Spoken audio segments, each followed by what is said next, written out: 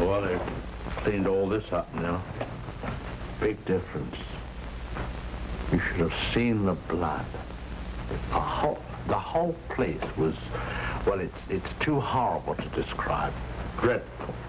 And I'll tell you, there's a very important clue was found here. Down there. Well, the murderer, you see, crept in here very slowly. Of course, the shower was on, there was no sound. And,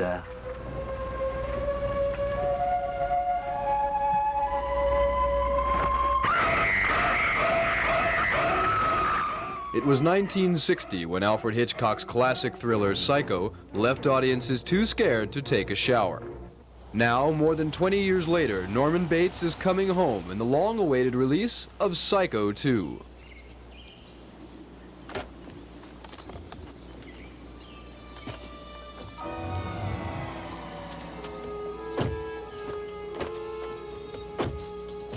Few actors are as closely identified with a single role as is Tony Perkins with Norman Bates, a character for whom he has a great deal of compassion. Norman Bates is an easygoing guy who wishes no harm to anyone, and who spent really all of Psycho 1 in protecting one of his parents from exposure, and who covered her traces very lovingly. In Psycho 2, he's a sadder but wiser guy. He knows that he has a capacity for antisocial behavior. So there's more to him in Psycho 2. I saw someone. Where? In that window. They haven't had a tenant in the house for years.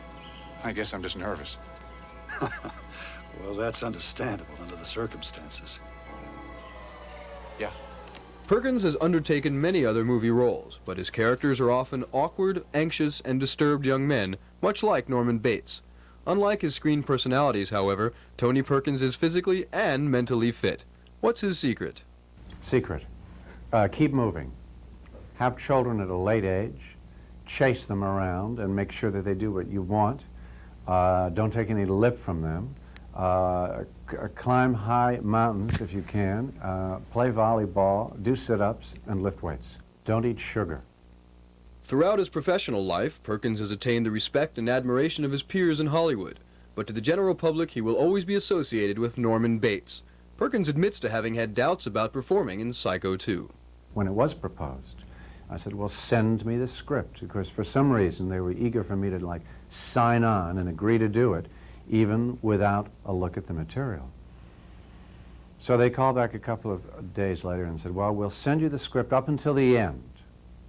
And I said, fellas, when I did Psycho 1, I had the happy experience of being closely knit together with Mr. Hitchcock at all phases of the moon in that picture.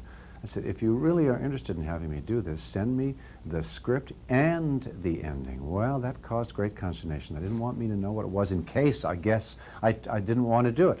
I said, you're just going to have to risk this. Well, they finally did, and I felt that the strength of the story was enough that it would translate to film. On the basis of the staff report, Norman Bates is judged restored to sanity and is ordered released forthwith. What about his victims? Don't they have any say? Can you restore them? Madam, please sit down. When seeking out a director for the sequel, Universal Pictures turned to Richard Franklin, an Australian director who actually studied under Alfred Hitchcock. Coming up with a script that would be true to the original film was a matter of working out what the original film was. And a film buff now would tell you it was a black comedy. It might be a black comedy now, but it certainly wasn't when I was a 12-year-old and saw it in Melbourne, Australia. It was a very scary horror film. But Hitchcock really didn't make horror films, and it was also a Hitchcock thriller. Wouldn't it be better if you put her someplace? You mean an institution? A madhouse? People always call a madhouse someplace, don't they? Put her in someplace. I'm sorry. I didn't mean it to sound uncaring. Hitchcock was a very shy, unassuming man, but he was very generous, at least in terms of sharing his ideas. In fact, he saw himself as the last of the silent filmmakers. He believed that there was a way of making films that he couldn't understand why other people weren't doing it, that is, telling stories with a camera. And he was eager to impart to young people like me the ways in which he told his stories. Even in daylight, this place still looks a bit sinister. Now, it was at the top of these stairs that the second murder took place. She came out of the door there and met the victim at the top. Of course, in a flash, there was the knife, and in no time, the victim tumbled and fell with a horrible crash. I think the back broke immediately. It hit the floor. It's difficult to describe the way that the twisting of the. But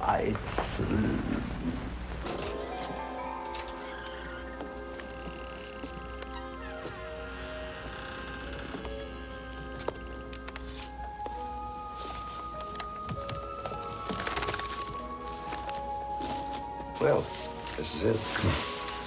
Yeah. You don't have to stay here, you know. I could find you a place in town. No, I want to stay here. Well, as long as you realize that the memories are more likely to reoccur here. But you know how to handle that now, don't you? Sure. Sequels are not usually viewed as prime material by accomplished actors, but Tony Perkins seems to have enjoyed recreating his old friend Norman Bates for yet another descent into madness. It has much more dimension to it than most horror films or Gothic films have. You could almost say it was unique in that way. I've referred to it often before as the role of Norman as being the Hamlet of horror roles, and I believe that. Have you ever seen the inside of one of those places? The laughing and the tears, and the cruel eyes studying you. My mother there. But she's harmless.